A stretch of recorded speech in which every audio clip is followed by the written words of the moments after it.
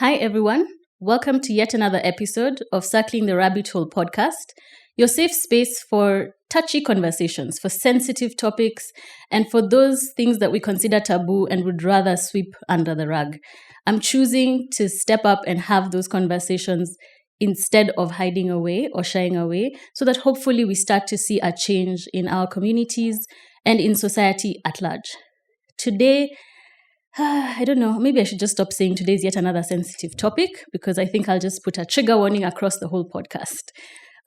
We're still on the conversation around gender-based violence, intimate partner violence, and femicide, as we see more conversations around these topics because of recent events, specifically in Kenya.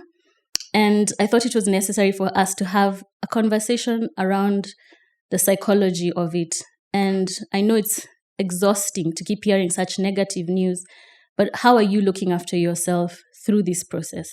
How are you computing the information that you're seeing online? Because we are being bombarded with this information.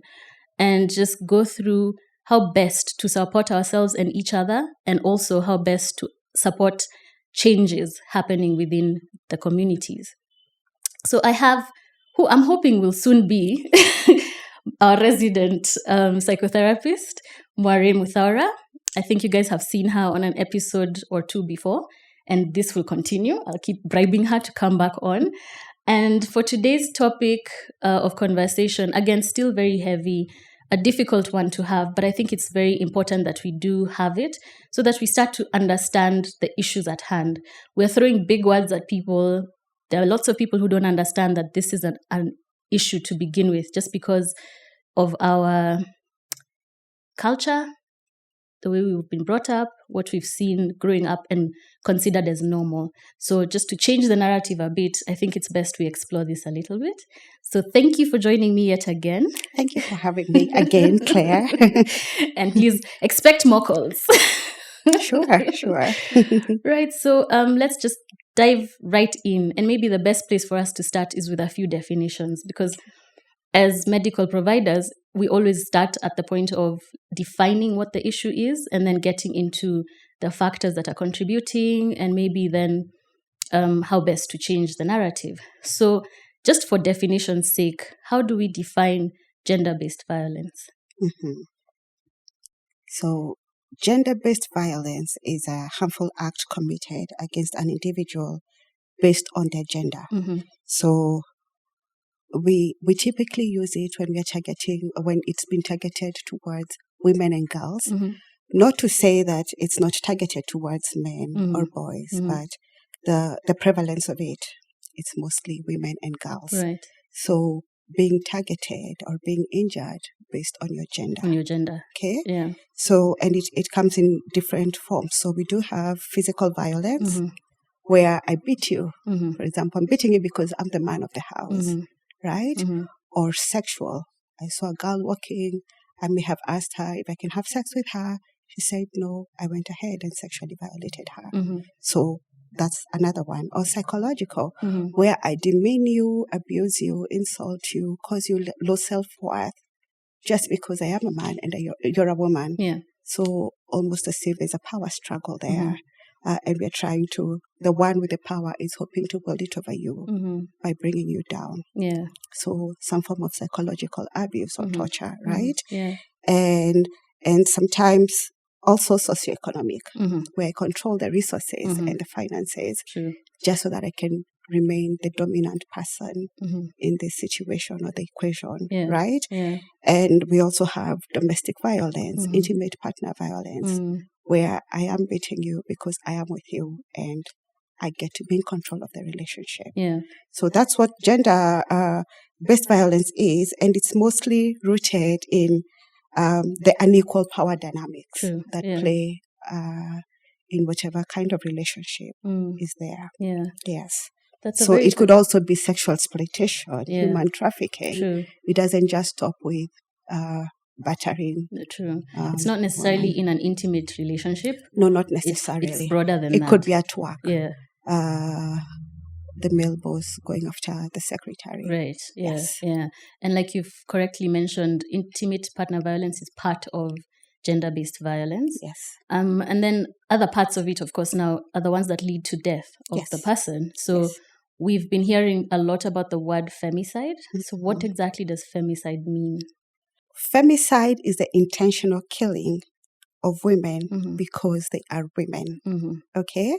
So, I mean, we could go back to the origin of the word and the structure, but it's basically femina, which is female, kada, which is killing. So when the word comes together in English, it's just killing of a woman. Okay? Right. So it's a very severe form of gender-based violence in that the point is to end the life of the woman. Okay?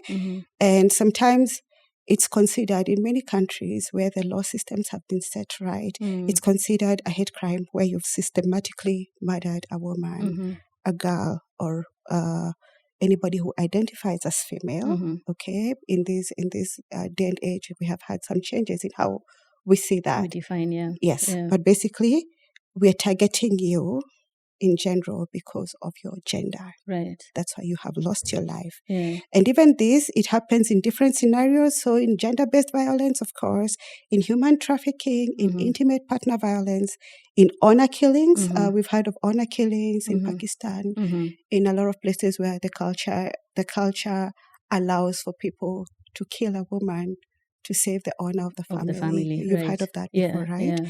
So it's basically intentionally killing somebody with a gender-related motivation. Right. And it's been a big word used of late, where people are now throwing it around, and until it's death, it's not considered as femicide. Yeah. I mean, they may say attempted murder, maiming, but femicide is basically death of the woman, targeted killing of a woman. And we have different kinds of femicide because maybe that's what's very important for people to know. We actually put it in categories. Right. Number one is intimate femicide. This will happen in an intimate partner scenario. Okay. So either your husband, your boyfriend, your sexual partner, someone who is very well intimately known to you. And then we have non-intimate femicide. So we have had women killed either maybe during a burglary or during sexual assault by somebody they did not know. So this person essentially wasn't close to them. And then, of course, we did mention the honor killing, where maybe a woman did something that was deemed unreasonable or dishonorable, or they had sex before marriage in certain cultures where that's not allowed. So they were killed to preserve the honor of the family. So that's number 3. And then we have sexual orientation or gender identity femicide, which we've seen that before. Was it last year or the year before? Where the woman, Sheila Lumumba, was killed based on her sexual identity. And people thought that was actually okay. It was okay because of who she was. Yes. Yeah. So that is also a kind of femicide, right? And then we have female infanticide or sex-selective feticide. So we'd see this before, for example, in places where couples have been trying for children and they're looking for an heir, and if the pregnancy suggests that the baby you're going to get is going to be female, they terminate it before the baby comes to term. So that's another kind of femicide. And then we have genital mutilation-related femicide, where women have died undergoing the genital mutilation procedures, which has been common in places like northeastern Kenya.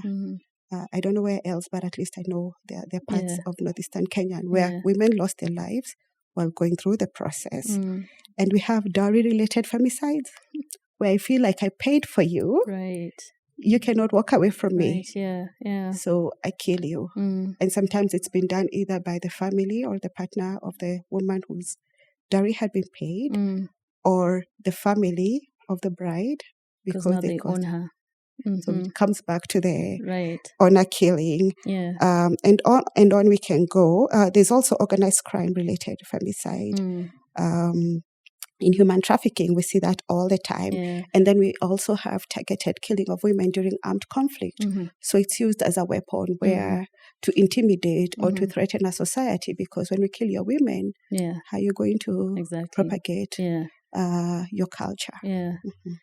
It's so dire that there are so many different forms, because we've, again, for a lot of people, this word is brand new, because it is something we're using pretty much more than ever before in Kenya. And no, it's not a new thing. It's not that it's unheard of, or especially across the world.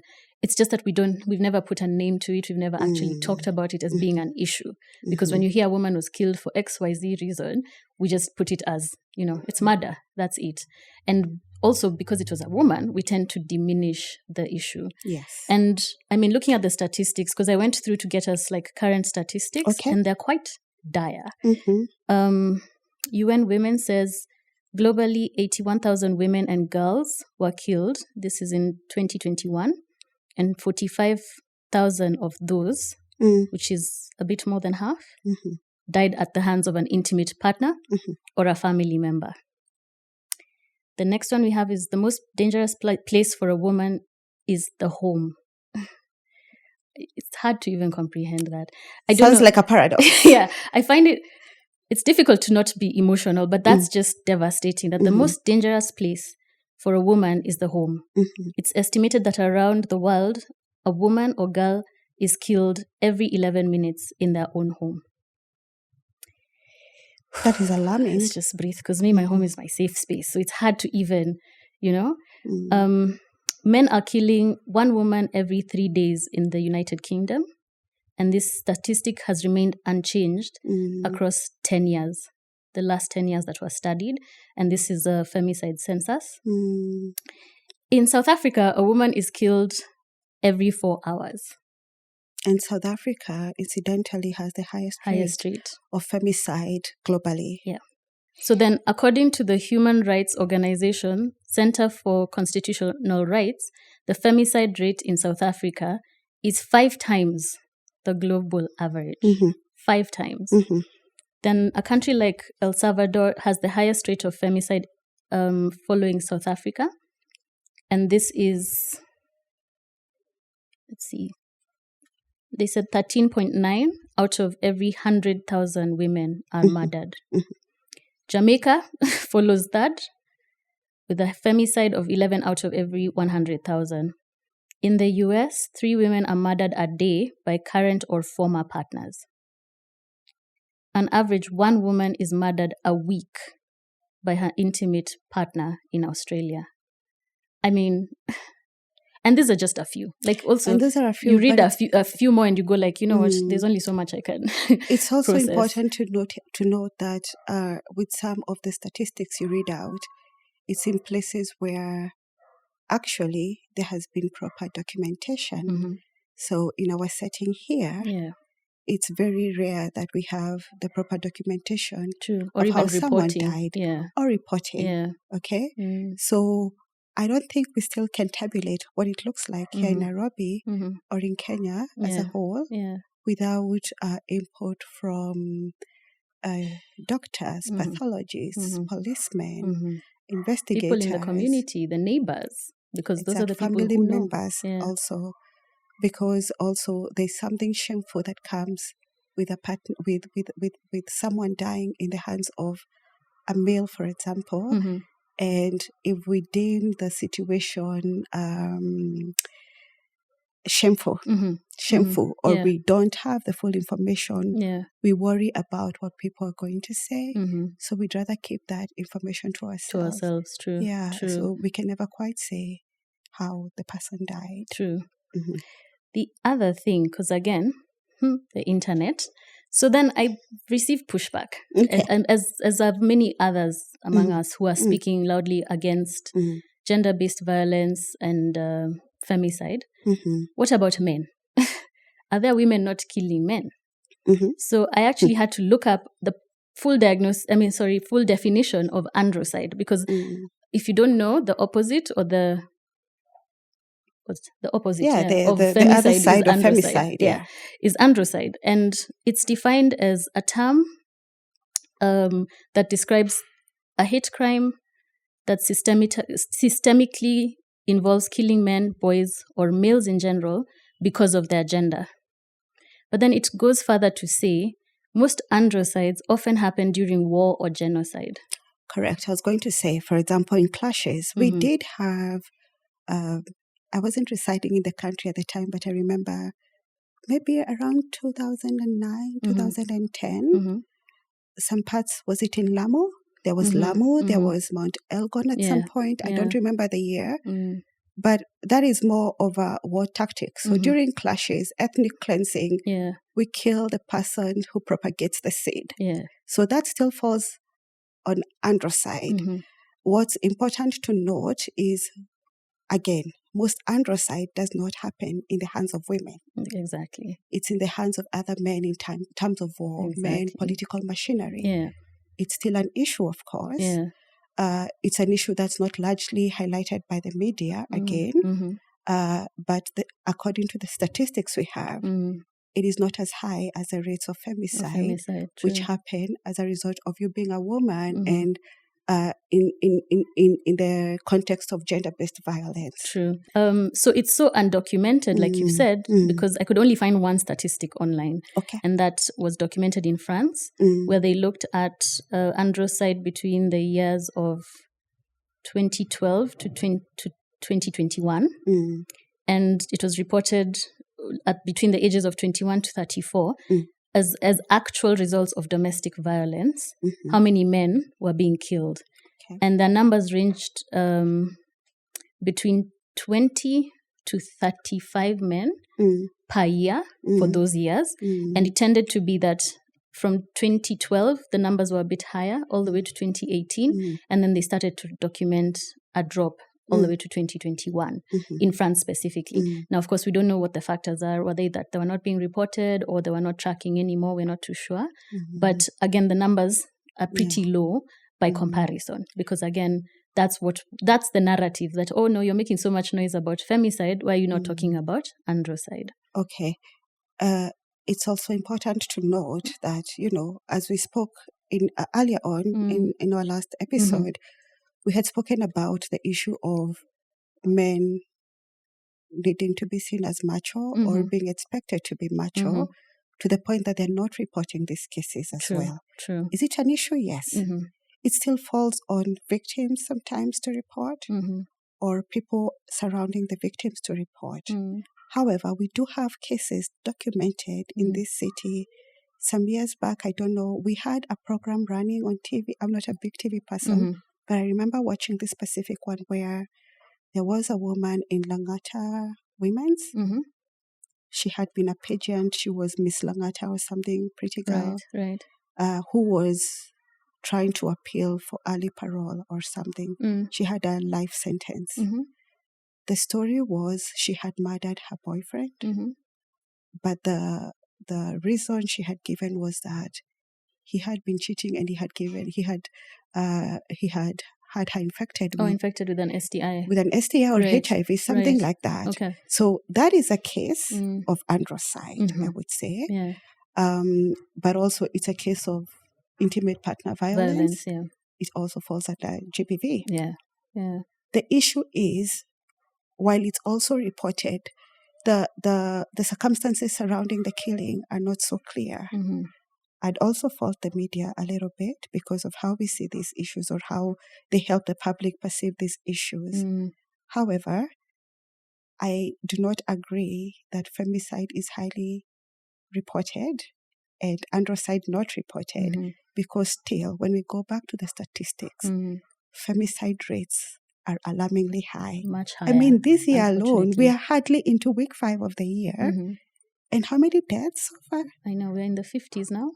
There you go. It's ridiculous. So I wouldn't say that androcide is not being reported. I just want to say that femicide is alarmingly high at this point, that we cannot make it a battle of the sexes where we say, so feminists are being loud about femicide. Why aren't they saying anything about androcide? The numbers don't compare. We have a bigger issue at hand. We need to address the issue. And also, I don't agree with the narrative of redirecting attention. There you go. Because it's true, both are an issue. Accurately stated. But should we minimize one in order to push on the other? Do we minimize the one that's a bigger issue because we don't want to leave you out? I mean, it's... Okay, let me move on. The other thing I noticed about femicide rates in Kenya, because I've been researching and looking up for like records and statistics, the Kenya government just doesn't have any statistics available. We usually will have numbers from NGOs and other organizations, but it's just not documented. Actual femicide defined deaths and documented to be such, we don't have those numbers. So we actually don't have official numbers or an accurate representation because, like we said, it's underreported. Some are not reported at all. Others are not documented appropriately, so they don't fall under that category or they are missed out in that category. But then now if we move into the issue of our causative factors, the things that may be leading us to see an increase or maybe even a perceived, we'll say perceived up until we have official numbers, increase in the rates of femicide in Kenya. In your expert opinion, why are we seeing more numbers? I'd like to backtrack to a few sentences ago and stay with what you just said about the reporting, government not having the figures. This speaks to a bigger issue, the cultural atmosphere, right? Yeah. We don't have much representation in the systems. True. Even when we have experts, we still don't have enough inclusion to have the people highly affected be there to represent, to ensure that matters are reported accurately or someone is doing the follow-up. Yeah. Right? Yeah. So you can see if, so for example, I'm just going to backtrack a bit. Whenever we talk about gender-based violence or gender issues, we equate that to a woman's problem. Okay? So we think gender is synonymous with the term woman. Yeah. And for better analogies, when we say race, immediately people think black. Asian, Latina, others, and not the white, right? And then when we say sexual orientation, people think lesbian, gay, trans, bisexual, I'm living asexual, everything else, but not heterosexual, as if being heterosexual is not a sexual orientation, okay? So to bring that back to gender, when we say gender, people think of women as if male are not part of the issue, okay? So what that goes to show you is that dominant groups aren't challenged to think about their dominance at all. True. So the conversation should be happening with the dominant people, the problematic populations, the ones causing the problems in mind, right? Yeah. But then when we don't talk about them and we don't target them, what happens is that they're left out in the discourse and they fall off the conversation. They are almost always invisible in the conversation that's taking place. Yeah. So when we erase men from the conversation of gender, when we are trying to confront the issue, we cannot advance. We do not have solutions at all. Such a powerful point. Okay? We never think about the dominant. In fact, you speak as if removed from. Yes. Yeah. It's the language we use. Yeah. It becomes our biggest co-conspirator in how we are addressing issues. And one of the things we do in psychology, in cognitive behavioral psychology, in therapy as a whole, is helping people reframe how they're saying issues. They are talking about issues. I mean, how you present a problem. Yeah. I would ask you to reframe it so that we can look at the actual problem, okay? So, if you and Claire and Mark are maybe husband and wife, or boyfriend and girlfriend, or colleague and colleague, okay? And this I'm drawing from the works of a feminist linguist who. Her name is Julia Penelope. She talks a lot about this, and maybe you can look up her work later. We will say, for example, it will start with Mark beat Claire. Okay? This is a hypothetical man. Yeah. If Mark injures you in any way, we will say Mark beat Claire. Okay? It might just happen in that instant where Mark has beaten Claire and it's been reported. Further down the line, we say Claire was beaten by Mark. By now, Mark has become a passive participant. Okay? And then, a few steps down the line, we'll say Claire was beaten. Okay? True. Slowly, Mark has been removed. We are removing Mark. Yeah. And then we say, the equivalent of beating is battering. We'll say Claire is a battered woman. Okay? Then it becomes your identity. It's not my identity. Over time, Mark has dropped from the conversation. Entirely. So why I was saying this is the way the system is set, and it's a highly sexist world, I agree. Maybe not much we can control about that, is that the dominant groups that ought to be challenged, ought to be part of the conversation, ought to be part of the socialization, are not being considered in this discourse. Yeah.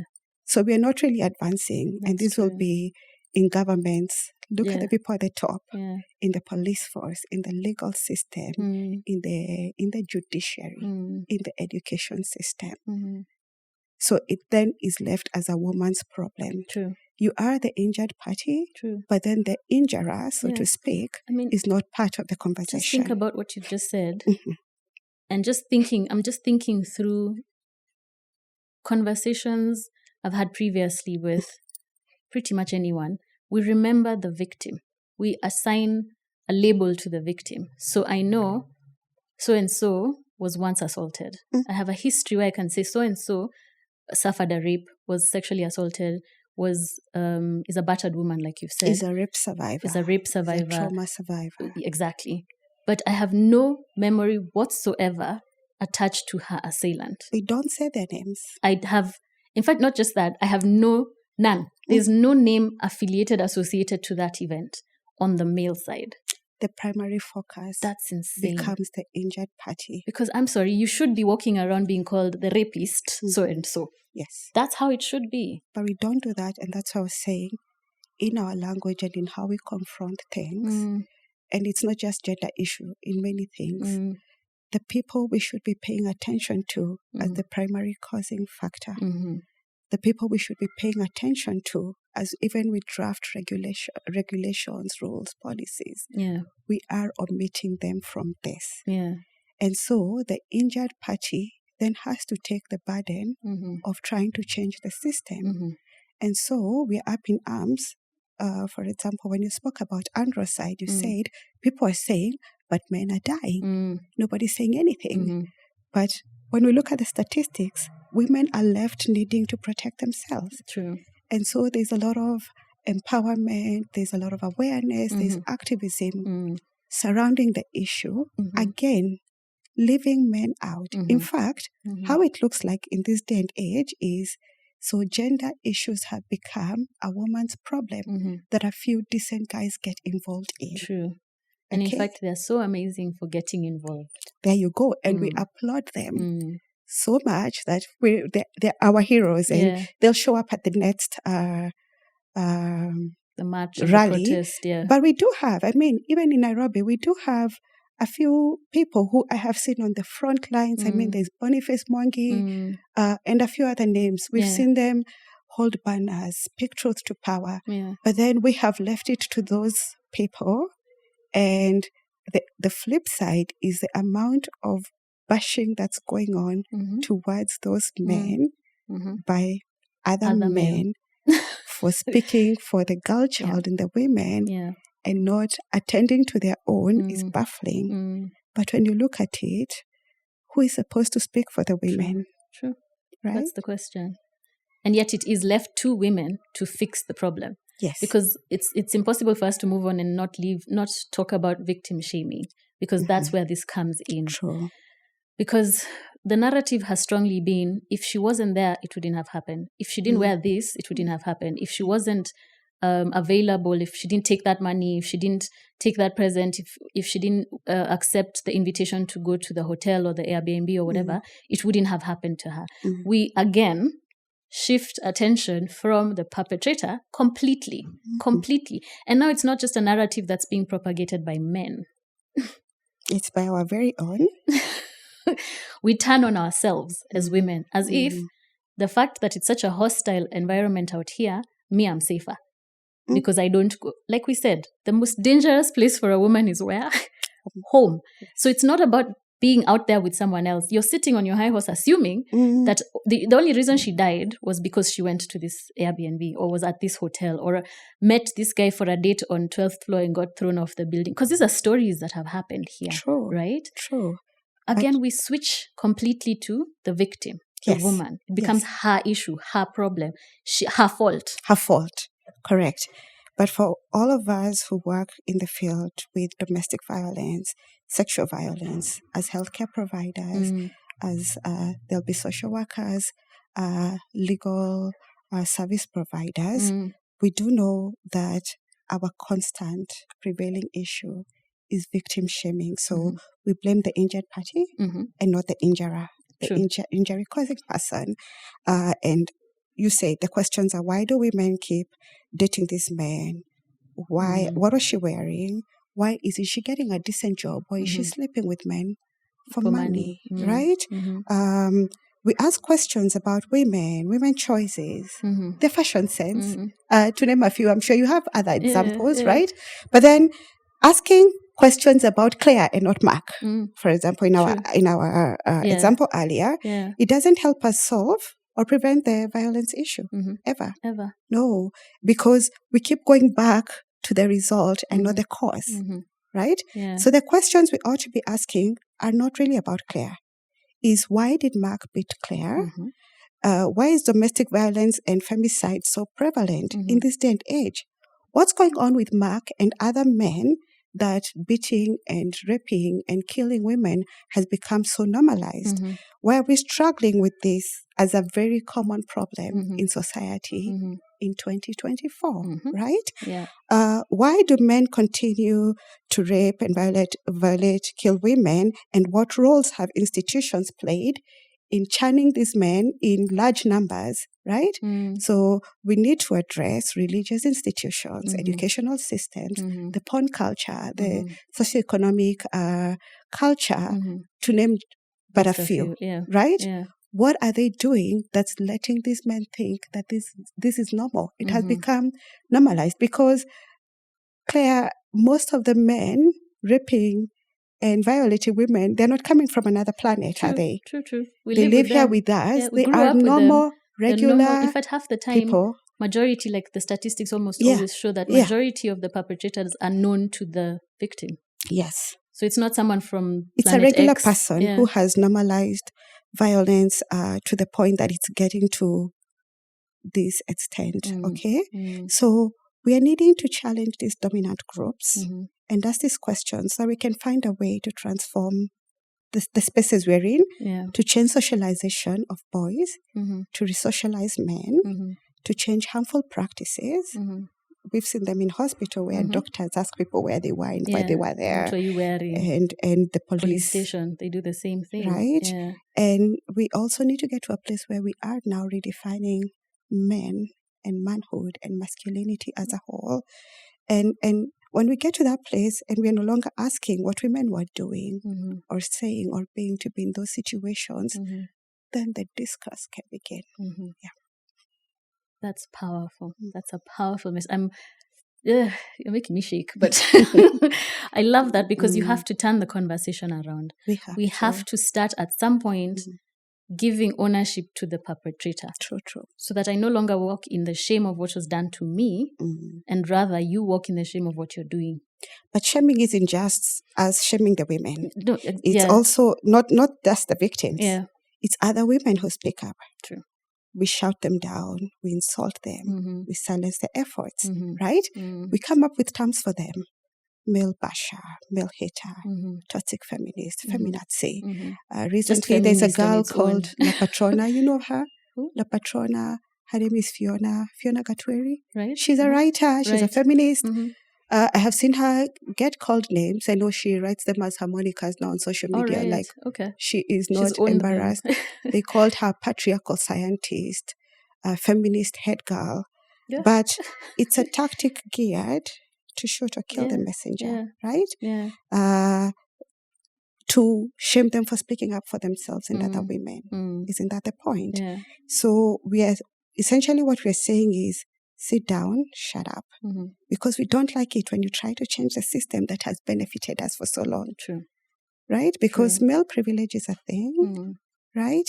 And what you're doing is changing the system so that now we have to change our ways. There's less to me. Yeah, there's less benefit to me. Yes. It might not be that my benefit goes away. It's just it doesn't go away. It. So it's just resistance. Yeah. So it's also shaming comes in that sense where you're shaming the victim's kind for speaking up. Yeah. And we think that if we call them these terms, then it minimizes their efforts. True. Another argument that I've heard being made is geared towards women empowerment is the problem. We're empowering the girl child to the detriment of the boy child. That we focused as a country, Kenya, in empowering our girls way back when, I think this was Moi's time, when we realized there was a gap. There was a huge gap. Girls were being married off really young, and then it became a global issue, so the spotlight was on us, so we corrected so that we can be acceptable around our, loans earnings from outsiders, because that's usually there has to be an economic gain. But then the narrative became that because we focus so much attention on empowering girls, we forgot the boy child. And therefore, we are now seeing violence against women rise up because the man is so emasculated and disenfranchised and put down that that's the only way. I mean, what did you expect? What did you expect to see if you're not going to empower the boy child alongside the girl? So what's your opinion on that narrative? I would call it problematic thinking, to be honest, because let's first define feminism. I think people do not know what it's not a dirty feminism word. is. It's like if you're a feminist, is the female version of a chauvinist. Yeah. Okay? Right. Yeah. But that's not what it is. That's not what it is. Feminism is pursuit for a world that's just and fair to all. So whether you're a girl, you're a boy, you're a woman, you're a man, the playing field is being made level so that there can be equal access. Okay? So we are leaving nobody behind. Without feminism, there's no advancement for men either. True. There's no justice for most men. True. Okay? Yeah. So I'd like to correct the notion that feminism is anti-male. It is not. Let's begin there. However, we ought to recognize that a society that's founded on a patriarchal code and values and ethics, it will always perceive an encroachment on the privileges of whoever has been dominant. Okay? So am I then saying that a woman getting education means a man doesn't get? Is that what it is? Is that what we're discussing here? No, we're just saying all children need to go to school, not just the boy child. So we're not saying when John goes to school, Claire gets left behind cooking or cleaning so that John can have food when he comes home later. Because what that means is that as John is advancing, the gap between John and Claire in future will be quite big. Right? You don't even have credibility to advance yourself because John is bringing papers. All you have is the hours he spent cooking. Which have no value. Yes. At that next minute when we are reassessing, it has no value. It's not an either-or scenario where, say, if Claire goes to school, then John loses his education. No. We are saying John and Claire ought to both go to school. True. However, what's happening is there's someone else looking at this scenario and saying, when Claire went to school, John started becoming number 2 because now she's topping her class. Okay? So John is getting left behind. But if you really evaluate the situation, is that the reality? True. It's They're not. both in the class, right? They're both topping the class. Yes. But now that's where the... So we are challenging the man and the boy privilege, and that does not sit well with most people. Okay? So that argument, to me, it's a self-preservation strategy of a privileged sex. It serves to ensure that the gains towards women and girls gets derailed. So we take away again from the issue where we are wondering, so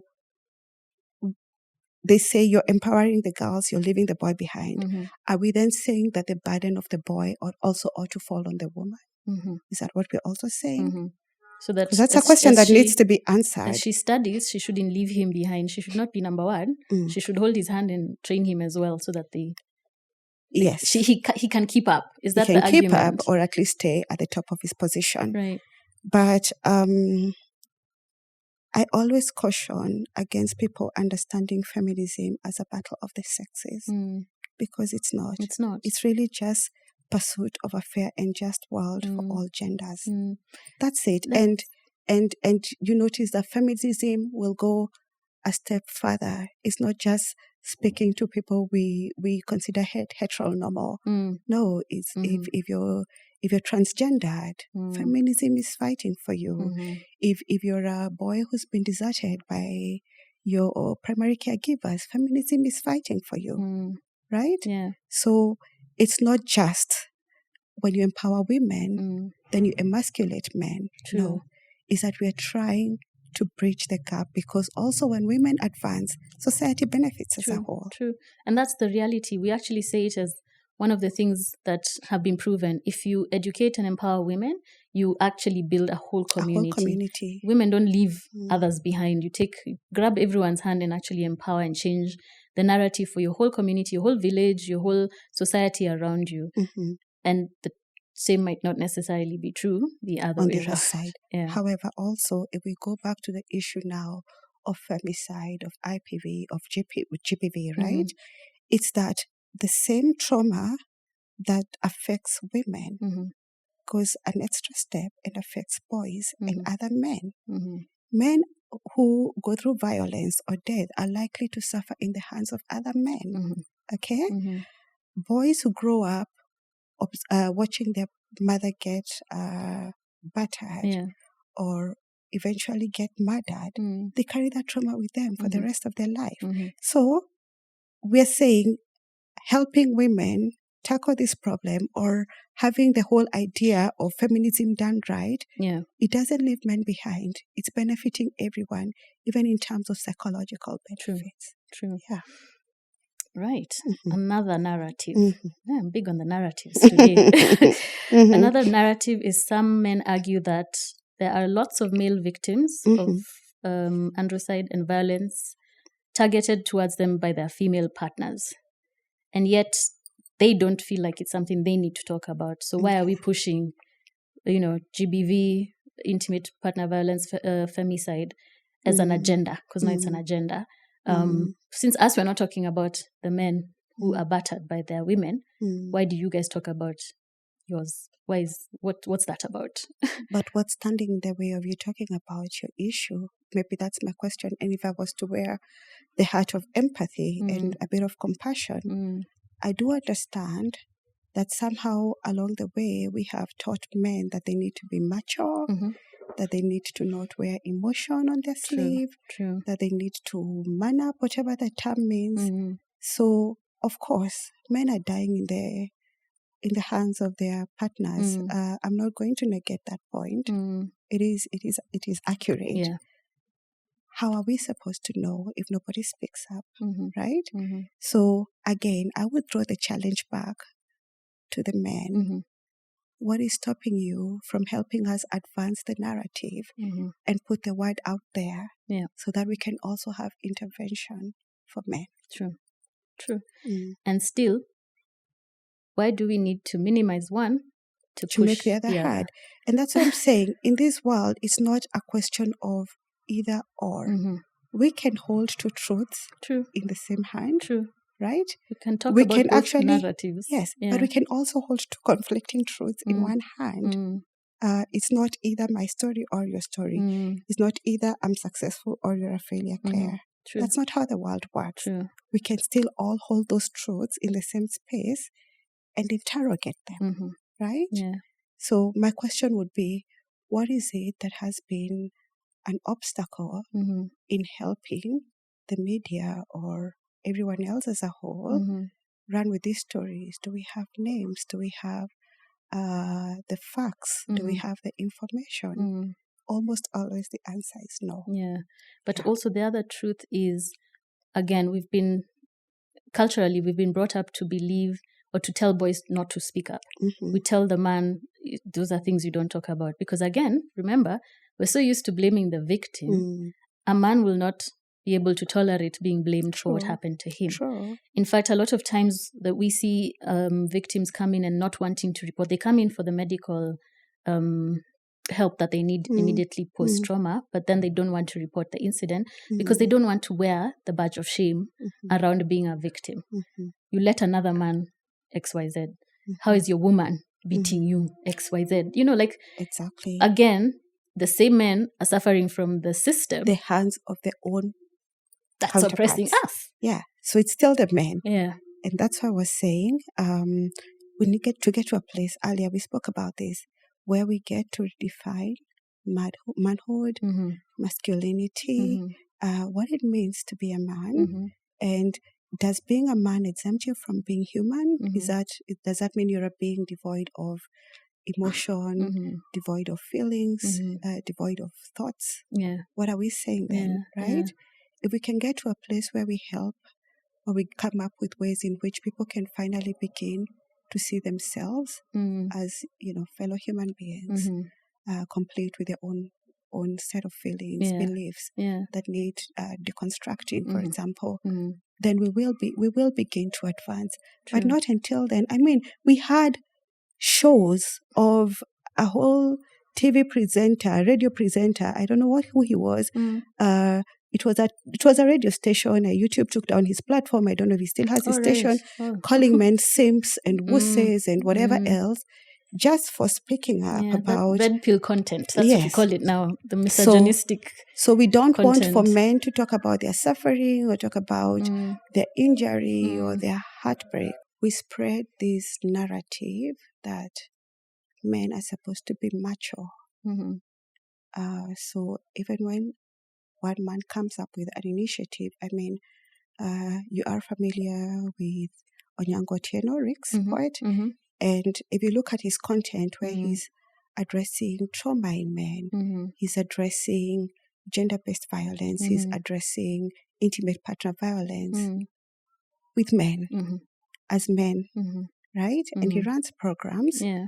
I see people on his page. The bashing is crazy. I mean, he's gracious enough, of course, to address everybody. And I'm like, where are you getting the energy from? I wish I had your energy to deal with all this toxicity and still not be... And very, very calmly and soberly. Yeah. And because of that, I wonder, like, will this man have to carry this burden alone by himself? And for how long until other people like him can step up to the table and say, we want to join you in this? Yeah. Okay? Yeah. So it's a tricky situation. So I don't think we are neglecting men or anything. I just think the culture as it stands thinks that men ought to be domineering, even when it comes to their own issues.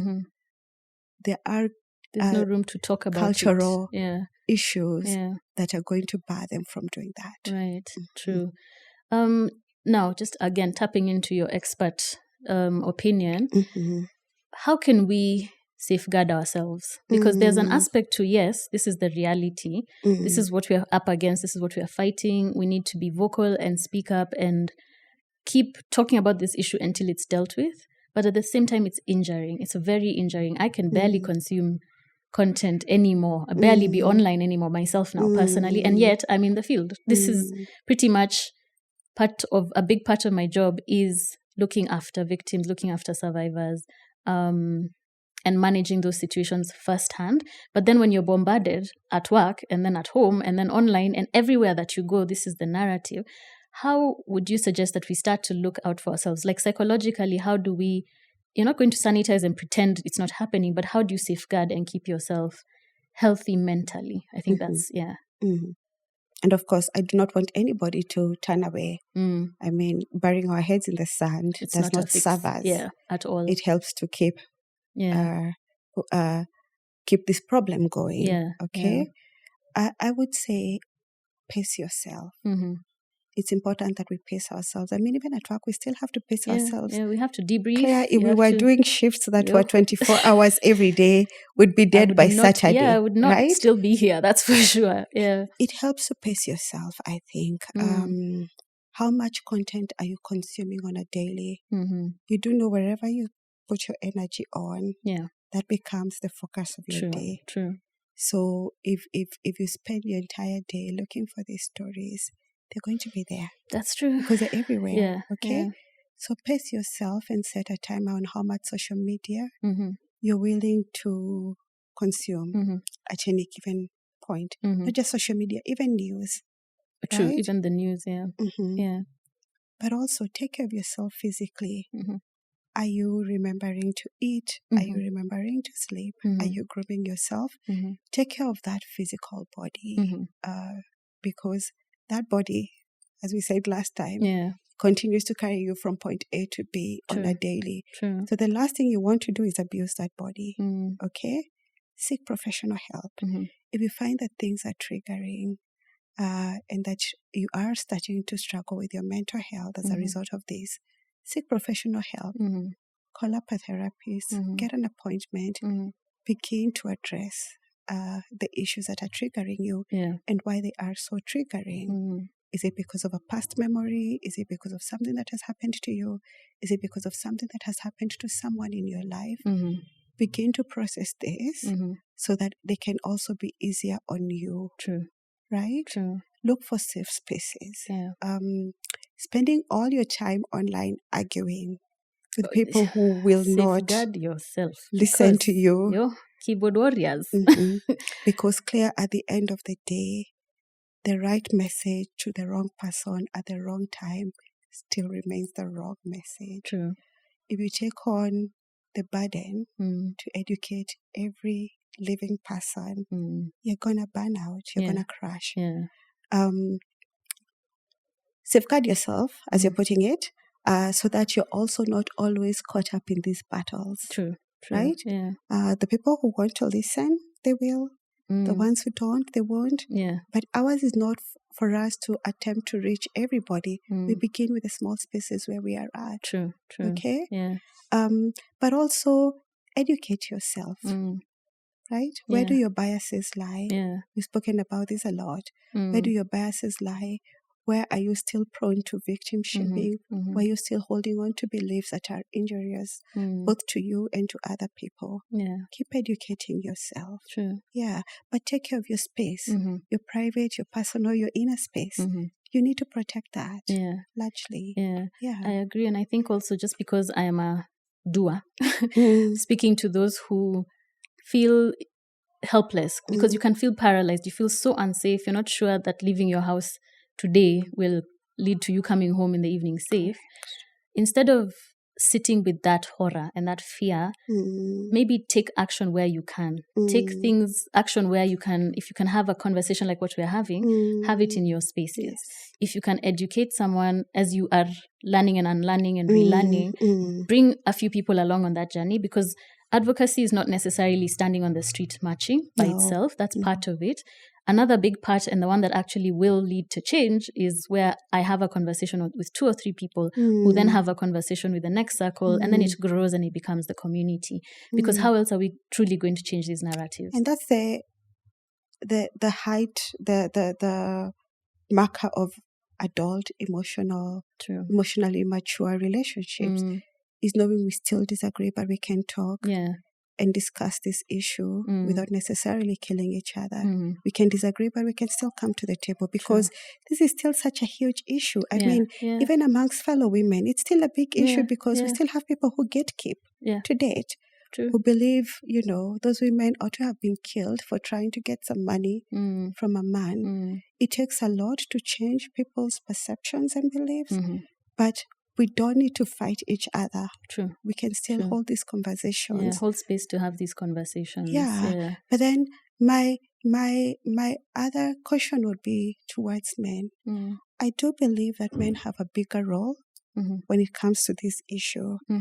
We have a thing we call the bystander approach, right?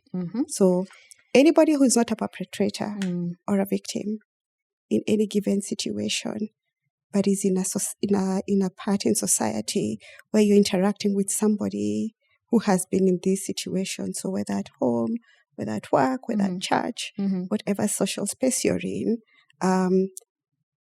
and is just staring and not doing anything, that's a bystander. Okay? What can I do as a man? I can begin by challenging my peers. Okay? Saying something to my friends, not remaining silent in the face of abuse. So we have what people call locker room talk. You've heard of that? Yeah. So people will say all these things, derogatory, demeaning things towards women. For example, they have sexist comments.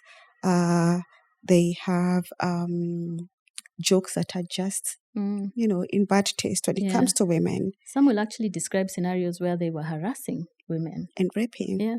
And someone recently told me how they sat in this group where men and boys were talking about how they had sex with their cousins, and now that they think about it, it wasn't consensual. And then there's a lot of laughter going on. Sorry. And, this was a conversation happening in another space. Yeah. But getting men to interrupt each other by saying, hey, that's not funny. Hey, that was wrong. Hey, do you know that's called rape? Hey, do you know it's only okay if there was consent?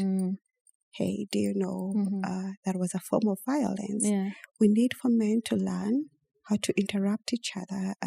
Men will have to help us here by playing a bigger role. The goal in this male culture is for men who are not perpetrators to challenge their counterparts and say something. I still think that's a way to take care of your mental health, because it means that you're not belonging to a community that's full of perpetrators and being okay with it. If you know something, say something. Don't just sit by. True. Yeah. That's actually very powerful, because one of the narratives you've addressed it actually is not all men.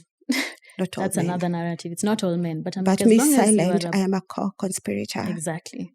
Your silence enables the perpetrator to do what they're doing, to get away with what they're doing. Correct. So it's not enough to say, I'm not a perpetrator. I think this topic is so broad. It's so exhausting. And I think I want us to end the episode here, because there's still so much for us to talk about. Yeah. But piecemeal is better than too much overwhelming information. True.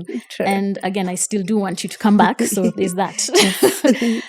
So thank you again for joining me, for starting to scratch the surface on this heavy, heavy topic, for keeping me strong enough from getting too emotional, because I'm struggling with this topic personally, because again, it's part of what we see in our practice on a day-to-day basis, and it's truly heartbreaking. But hopefully conversations like these, watching an episode like this, will get people talking. It'll get you whispering in the ear of your neighbor and telling them, well, stop. This is wrong. This is not correct. This is not okay. And we start to see change, the change that we are begging for from each other. I don't understand it also. Small, little, consistent steps. True. Yeah. We're telling women to beg women to change them, but that's not who the perpetrator is. So let's address issues as they truly are. So I'll wind up the episode there. And I want to say a big thank you to you once again, Mwari, for joining me. Thank you. Thank you to the audience who are listening or watching. If you have any further comments or questions, I know this will be quite a hot conversation in the comments. We're looking forward to hearing from you. For those who prefer to DM or email, please look at the both our pages. Handles will be in the description box. But for now, thank you for joining me, and I look forward to seeing you again next week.